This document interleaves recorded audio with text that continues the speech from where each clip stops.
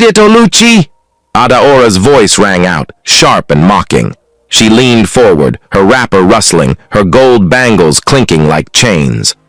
The young bride trembled, standing barefoot in the center of the dark chamber. Her diamond choker glittered in the lamplight, but her face was pale. Before her, on a low stool, sat a clay calabash, steam hissing out like angry breath. You want me to eat this? Oluchi's voice shook. Chinyere clapped her hands and laughed cruelly. So you thought being wife to a billionaire is only private jets and Dubai shopping, eh? You don't know what you entered. Eat. Nkem's smile was slow and bitter. We all did, every one of us. That is why we are still here, shining. This is our secret. The reason Chief Rufus Kanayo remains rich, untouchable.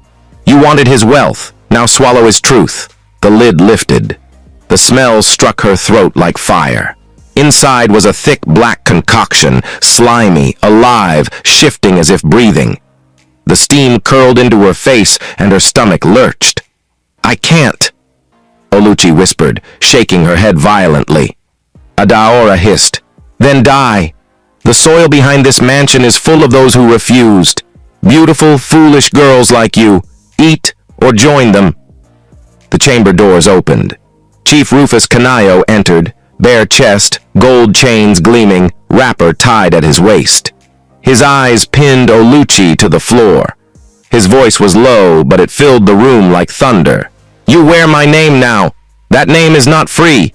Pick the spoon, Oluchi. Eat or never see tomorrow's sun. The wives burst into mocking laughter, chanting together, Eat, Oluchi, eat and remain. Swallow it and shine. Don't spit it out. Her trembling hand reached for the wooden spoon. The steam rose higher. The concoction writhed. Tears rolled down her cheeks as she raised it to her lips. Welcome to African Tales by Emade. Please don't forget to like, share, and subscribe so you never miss these powerful stories. Oluchi Nwakego was born in Niwi, Anambra State, into a family that knew struggle like a second skin. Her father was a roadside mechanic whose income disappeared as quickly as it came. Her mother sold roasted corn by the junction, her hands always black with charcoal. But Oluchi was different. From a young age, she told herself, I will never marry a poor man. I will never suffer like Mama. By the time she entered university in Awka, that vow was her compass. Where other girls chased campus boys in skinny jeans and borrowed cars, Oluchi looked higher. She told her friends, campus boys will stress you. They don't have money. They will expect you to cook, wash, and still pay your own bills. Married men are better. They know how to take care of a woman. Her friends, Ifunanya and Amaka, frowned. Oluchi, you are playing with fire, Amaka warned. Married men lie. They always say the same thing. My wife doesn't love me. I need peace. Please stop. But Oluchi only laughed, her long braids swaying. And so what? If his wife doesn't love him, why should I suffer? At least he spends. At least he knows what it means to appreciate a woman.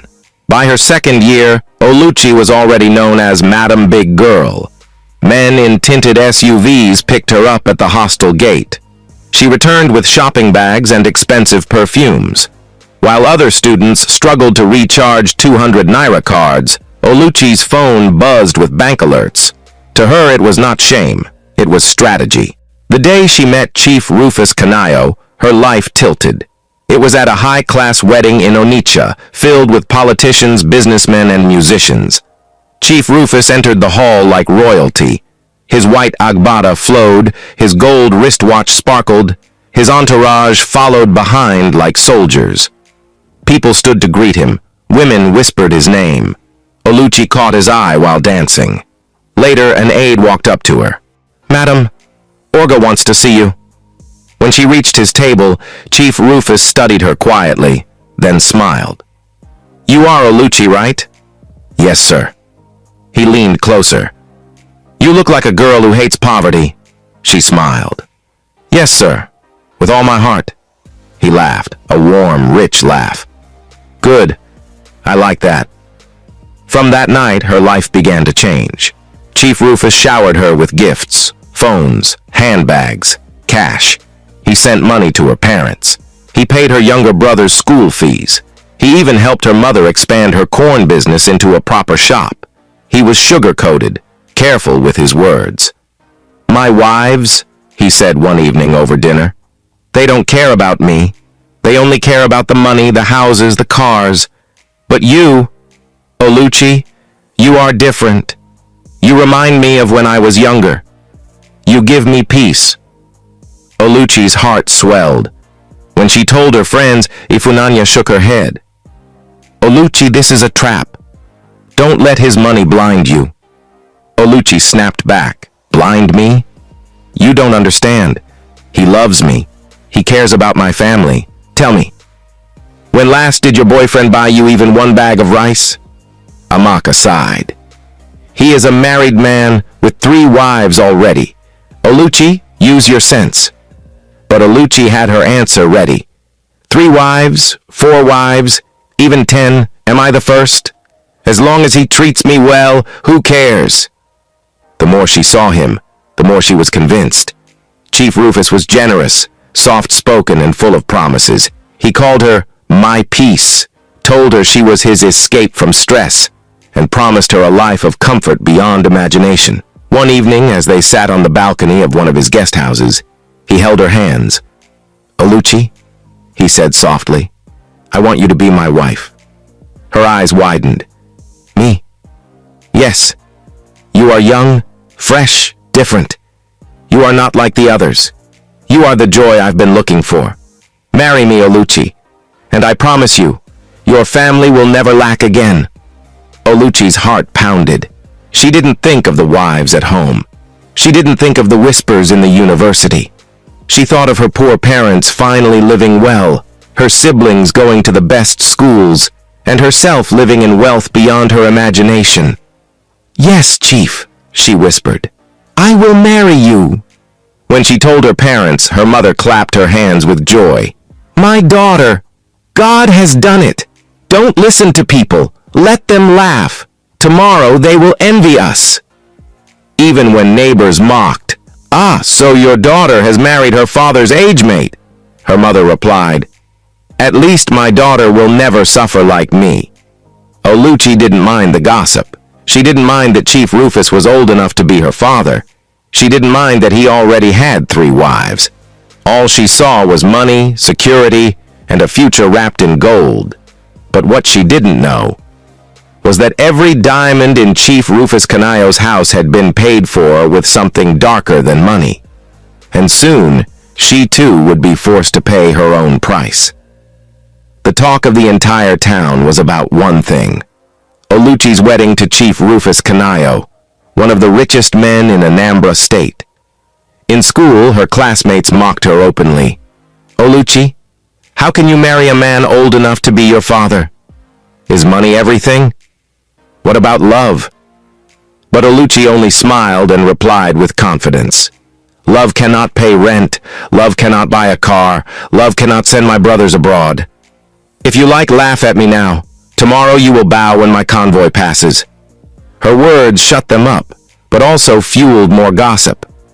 In the market, her mother, Mama Ifeoma, faced even harsher criticism. Women hissed when she walked past. Shameless mother, selling her daughter for money. Can you imagine? Giving a child to a man with wives old enough to be her aunties. But Mama Ifeoma never bent her head. Instead, she raised her voice proudly. "My daughter will not suffer as I did. If wealth comes to my house, should I push it away? Let your daughters marry poor men if you like." The more people mocked them, the more determined mother and daughter became. When the wedding finally came, it was nothing short of a festival. Chief Rufus spared no cost. He transformed Oluchi's family compound into a palace. White tents stretched across the streets. Dancers from different villages entertained the crowd. Policemen, soldiers, and security agents filled the place. Sirens wailed as dignitaries arrived with their entourages. Oluchi's father, once struggling to feed his family, was suddenly a respected man. Chief Rufus had settled him with millions to start a thriving business, and neighbors now greeted him with respect. The bride price was so large that the elders were speechless. Cartons of drinks, yam, rice, goats, kegs of oil, and fat envelopes filled with cash were presented. Oluchi shone like a queen in coral beads and lace. Stepping into Chief Rufus's mansion was like stepping into a royal palace. Dozens of staff bowed as she passed. "Welcome, Madam Oluchi," they said. Oluchi's pride swelled. She now lived in the kind of house she had once only admired in magazines. She had her own wing of the mansion, a walk-in closet filled with Italian gowns, perfumes from Paris, and shoes from London. But there was something unsettling about the place. Her first meeting with the three older wives was stiff. They sat in the luxurious living room dressed in fine lace, their faces painted with expensive makeup. But their smiles were cold, their eyes unreadable.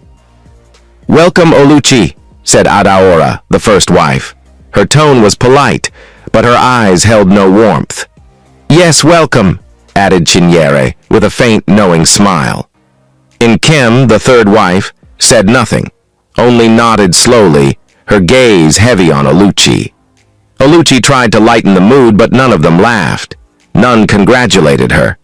Instead, they returned to sipping their wine quietly, as if her presence was nothing new. Later that night, Oluchi asked one of the maids, "Why do they act like that? Did I offend them?" The maid hesitated, then whispered, "Madam, they have seen many things. Don't worry, you will soon understand." The words lingered in her mind. What things? Days turned into weeks. Outwardly, everything seemed perfect. Designer shopping trips, private jet vacations, gifts that would make any girl's head spin. Chief Rufus treated her like a prized jewel, constantly whispering, "You are the only one who gives me peace. My other wives are ungrateful." But little by little, Oluchi noticed strange things. Every first Sunday of the month, the three wives disappeared into the east wing of the mansion. When she asked, the servants looked away and muttered excuses. Guards never allowed her near that wing. She also noticed that despite all their wealth and beauty, none of the wives had children. She found it odd, but Chief always brushed it off. Children will come when God decides. For now, just enjoy life. At night, sometimes she heard muffled chanting or laughter from the east wing. When she asked, she was told, "Madam, maybe you heard the wind." But Oluchi's instincts told her it was not the wind. By her second month in the mansion, the whispers became louder. One afternoon, while sitting by the pool, Oluchi asked Adaora casually, "Why don't you or any of Chief's wives have children? Chief is so wealthy, I'm sure you've tried everything." Adaora froze, her wine glass trembling slightly. She forced a smile. "Some questions are not meant for this house." Another day, Chinyere leaned closer to Oluchi during a family dinner and whispered with a mocking laugh, "Small girl, enjoy your perfumes, your gold, and your fresh skin. You don't know what you have entered. But don't worry, you will know soon." Oluchi's heart skipped. "What do you mean?" she asked quickly. But Chinyere only leaned back and sipped her wine, her eyes glittering with secrets. The most haunting encounter came with Nkem. One evening, Oluchi found her in the hallway and asked quietly, "Why does everyone act like this? What is going on in this house?" Nkem looked at her for a long time, her eyes heavy with pity. Finally, she said, "Oluchi, wealth has a price. The world sees our beauty, our cars, our lace, but they don't see what feeds it. You will see soon. Very soon." Those words shook Oluchi. That night she couldn't sleep. For the first time, she wondered if she had made a mistake, but then she remembered the new businesses her father now ran, the expensive hospital her mother now visited without worry, and the pride her siblings felt wearing clothes bought with Chief's money. "No," she told herself. "This is the life I chose. This is the life I prayed for. I cannot regret it." But deep inside, unease was growing. And then came the first Sunday of her 3rd month. At dawn, a steward knocked on her door. His face was blank, his tone low. "Madam Oluchi," he said, "Chief requests your presence in the East Wing." Her blood ran cold. The same East Wing that was always locked. The same East Wing the other wives disappeared into. The same East Wing she was warned never to question. As she followed the steward down the silent corridor, her heart pounded. She did not know it yet, but her life was about to change forever. The East Wing of the mansion was colder than the rest of the house. The servant who led Oluchi there refused to look her in the eye. When he pushed open the heavy wooden doors and left her inside, the sound of the lock clicking behind her made her heart jump. Inside the large, dimly lit room, Oluchi froze. In the middle of the room sat a clay calabash, steam curling from its mouth like a living thing. Around it sat Adaora, Chinyere, and Nkem, all dressed in plain white wrappers tied around their chests. Their faces looked bare, stripped of beauty, stripped of the false smiles they wore in public. Beside the calabash, 3 smaller clay bowls rested close to each wife. Each contained a dark, thick portion of the same mixture. On a stool in front of Oluchi lay another folded white wrapper. Adaora spoke first, her voice sharp. "Tie it." Oluchi frowned. "Tie what?" "The wrapper," Chinyere said coldly. "No jewelry, no gowns, only this. We all did it. Now it is your turn." Oluchi's heart raced. She stepped back. "What is happening here? What is all this? Why are you dressed like this? Why should I tie that thing?" Nkem's eyes met hers, steady and heavy. "This is what we do. This is the covenant of this house. You must tie it. You must join us." Oluchi's voice rose with anger. "No, I will not. I am not a child. I will not play this madness with you." She turned quickly and ran to the door, but when she pulled it, it did not budge.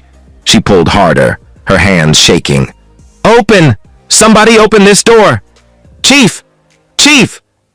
Adaora stood. Her voice cut the air like a whip. "You can shout all you want. The door will not open. Tie the wrapper." Oluchi's eyes burned with tears. "No! Where is Chief? Call him now! Chief!" The wives moved closer. Their voices grew harsher. "Stop wasting time!" Chinyere snapped. "You wanted wealth? This is the price!"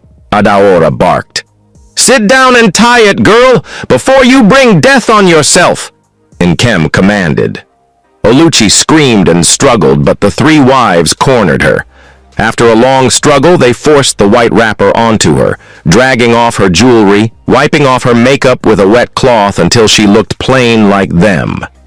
They pushed her down onto the mat near the calabash. Her breath came in gasps. Her eyes darted around the room. "What is this? Somebody tell me! What is this thing you want me to do?" Adaora pointed at the calabash. "This is what keeps this house alive. This is what we eat. You must eat too." Oluchi shook her head violently. "Never! I will never eat that filth!" But then the heavy doors opened again. Chief Rufus Kanayo entered the room. But this was not the Chief Oluchi knew. Not the smiling man who whispered sweet words, not the generous husband who spoiled her with cars and gold. This chief was different. Bare-chested, wrapped in a white cloth, his eyes cold, his lips hard. Behind him walked an old native doctor, his body covered with chalk markings, cowries dangling from his neck.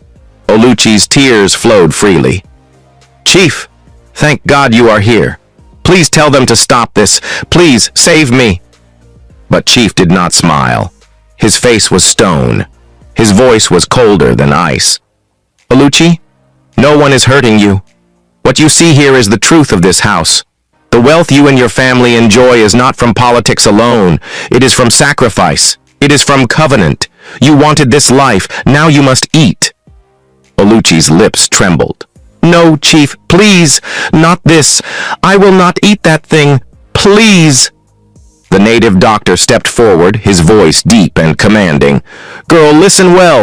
From today, your life is not your own. Your womb, your destiny, your breath, they belong to him.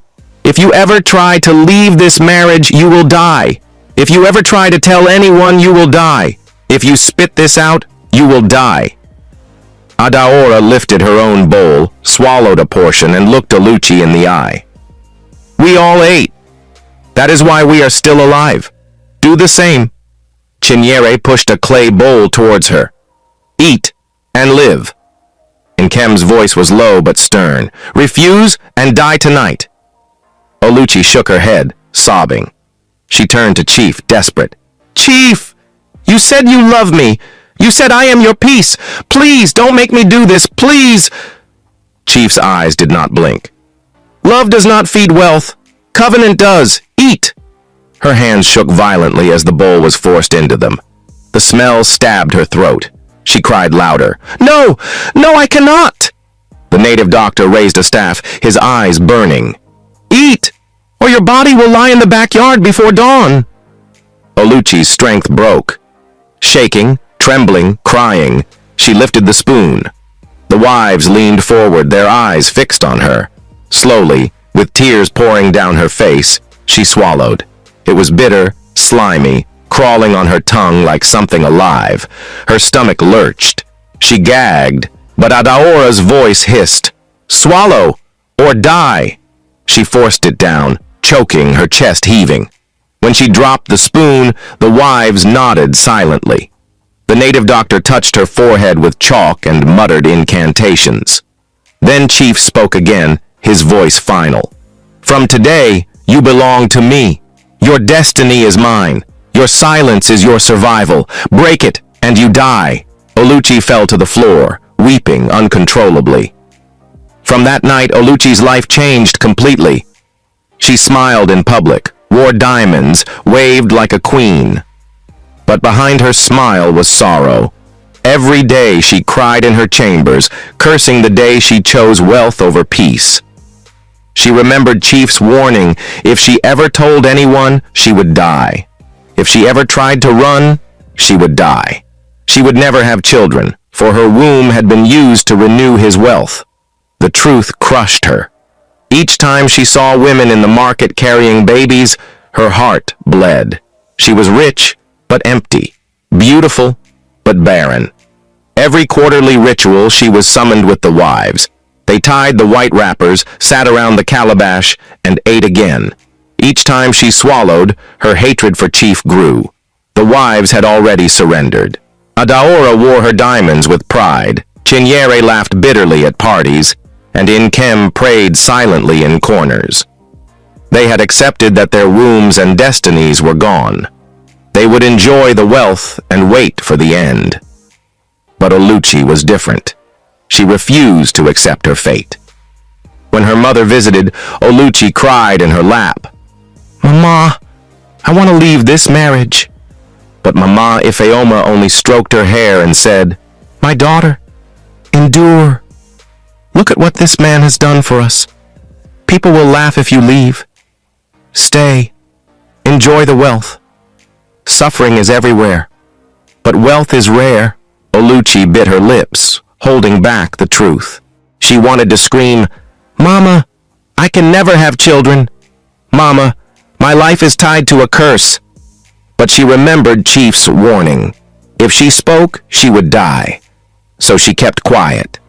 Her bitterness grew. Each time she sat in her golden car, each time she wore a diamond necklace, she felt like she was wearing chains. At night, she whispered to herself, I will not remain here. I will not end like this. I will find a way out. I will expose him. I will destroy his wealth, even if it destroys me too.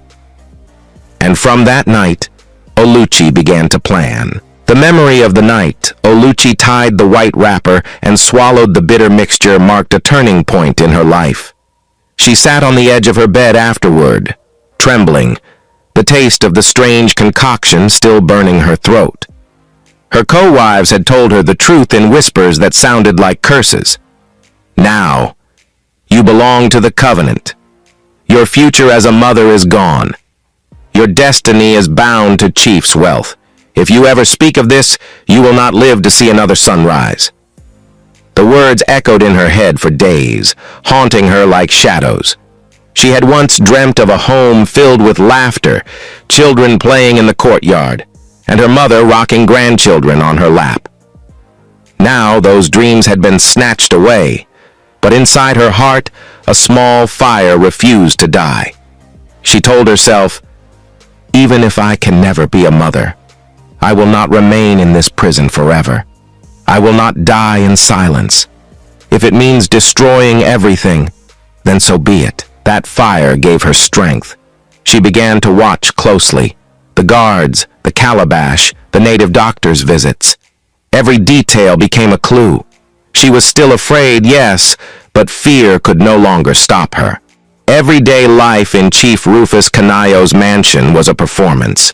When visitors came, Oluchi dressed like royalty, diamonds on her wrists, silk gowns that shimmered under the light. She smiled for the cameras, waved at admirers, and played the part of a happy wife. But once the gates closed, her smile disappeared. Behind the marble walls, silence pressed down like chains. The other wives walked with quiet resignation, their faces calm but their eyes empty. Oluchi often sat by the window, staring out at the world beyond the high fences.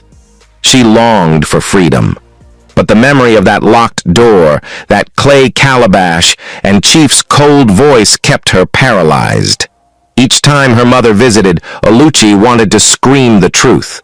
She wanted to cry out, "Mama, I am trapped. Mama, this man is not who he seems." But the invisible weight of the covenant pressed down on her lips.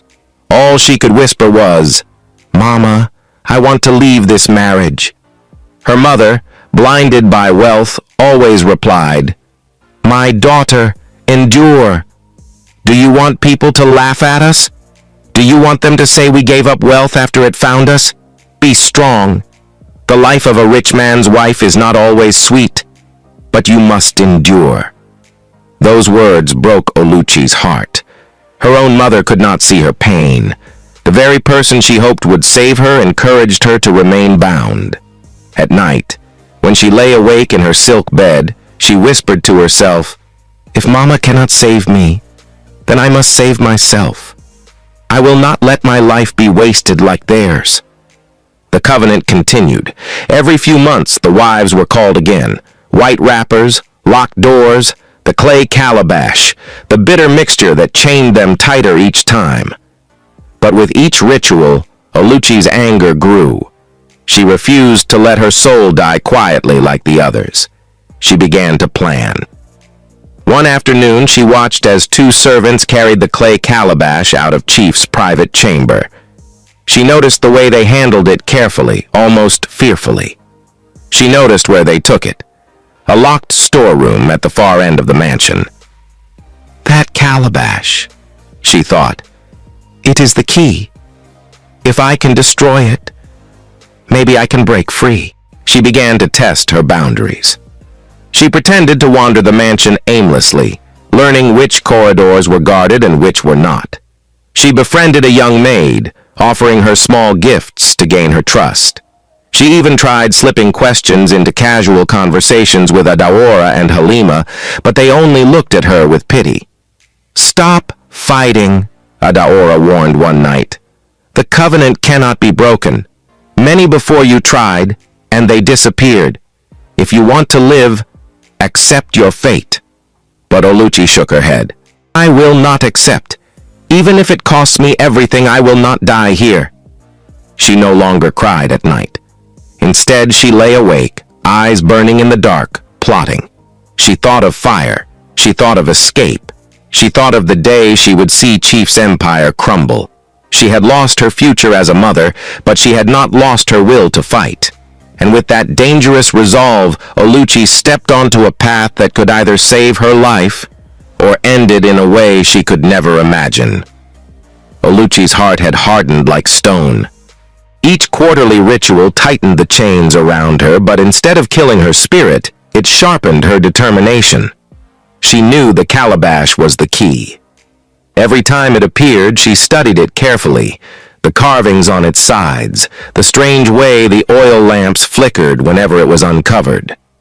She remembered the way Chief's eyes gleamed as if he was feeding not just on the concoction but on their very fear.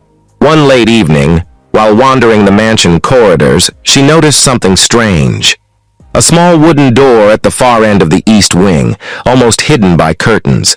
She had walked that passage many times, but somehow the door had never caught her attention.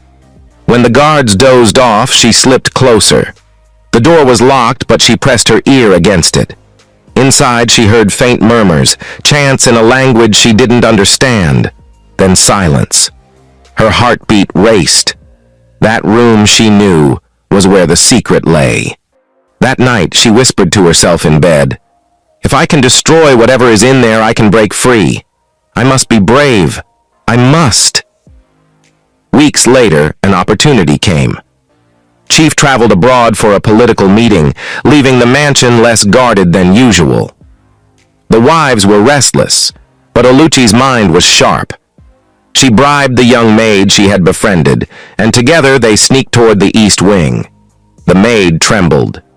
"Madam, if they catch us—" Oluchi silenced her. "If I die, then so be it. I cannot continue like this." They forced the lock with an iron rod. The door creaked open, and the sight inside froze them both. Candles circled the clay calabash, now sitting on an altar of skull-like carvings. Strange drawings covered the walls, and in the middle of it all, a heavy book lay open, pages filled with dark symbols. Oluchi stepped forward, her body shaking but her voice steady. "So this is it. This is the heart of his wealth." Her mind screamed at her to run, but she remembered every tear she had cried, every dream stolen, every smile she had faked. She picked up the book and hurled it into the candle flames. Then she tipped over the altar, sending the calabash crashing to the ground. The clay split. The foul liquid spilled across the floor, hissing as if alive. The candles flickered violently, and a scream, not human, not earthly, echoed through the chamber. The maid collapsed in fear, covering her ears, but Oluchi stood tall, watching the flames rise. "Let the truth burn," she whispered. "Let the chains break." By the time Chief returned, chaos had begun. His convoy had barely reached the mansion before news spread across town. Videos of the burning chamber had leaked. The maid, terrified but loyal to Oluchi, had secretly recorded everything on her phone. Within hours, the footage was everywhere. Social media, blogs, even evening news. The people were stunned. The mighty Chief Rufus Canayo, the billionaire politician everyone admired, was exposed as a man whose wealth was tied to dark covenants. Crowds gathered outside his mansion, chanting for justice. Journalists camped at the gates. Police vehicles circled, though everyone knew they once worked for him. This time, they couldn't protect him. Inside the mansion, Chief raged like a wounded lion. He stormed into Oluchi's chamber, his eyes bloodshot. "You did this!" he roared. "You dare destroy what made me?" Oluchi stood her ground, her voice firm. "You stole our lives! You stole our futures! But today, the world knows who you are! You can no longer hide behind wealth!" Chief trembled with fury. He clutched his chest, gasping as if the broken calabash had drained his strength. His empire was collapsing, allies deserting him, wealth slipping away, power crumbling like sand. By dawn, Chief Rufus Canayo was no more. Some said his heart failed. Others whispered the spirits he had fed for years turned against him. Whatever the truth, his reign ended that night. Oluchi left the mansion with nothing but her torn pride and broken dreams. Yet she felt lighter. She was free. She had lost riches, yes, but she had regained her soul. Moral of the story. Oluchi's journey teaches us that greed blinds, and shortcuts to wealth carry hidden chains. She thought money could buy happiness, but she learned that peace and freedom are priceless. True wealth is not measured by gold or cars, but by dignity, love, and the ability to sleep at night without fear. When you chase riches without asking their source, you may find yourself eating from a bowl that steals your future. And that, my people, is the story of Oluchi, the young woman who thought she was marrying into paradise but discovered she had walked into a prison. Chief Rufus Canayo looked untouchable, but in the end, the truth burned brighter than his secrets. What do you think? If you were Oluchi, would you have stayed silent like the other wives? Or would you have risked everything for freedom? Thanks for watching African Tales by Emma Day. If you enjoyed this story, please don't forget to like, share, and subscribe. New stories are coming every week. Until next time, stay wise, stay watchful, and remember, not all that glitters is gold.